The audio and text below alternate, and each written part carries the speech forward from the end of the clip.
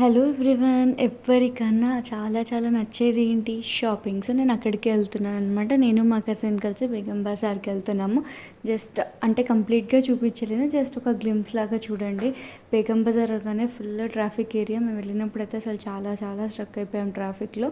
So వెళ్ళాక first వెళ్ళింది bangle సెక్షన్కి. ఎంత బాగున్నాయంటే చాలా బ్యూటిఫుల్ కలర్స్ అండ్ చాలా వెరైటీస్ ఉన్నాయి. గ్లాస్ అవ్వచ్చు అండ్ ఈవెన్ మెటల్లో సైడ్వి అన్నీ అవంతా అయ్యాక మళ్ళీ మేము ఒక షాపింగ్ మాల్కి వచ్చాము. అక్కడ డ్రెస్సెస్ చూడడానికి ట్రెడిషనల్ వేర్ మా కజిన్ వాళ్ళ పిల్లల కోసం వచ్చాము.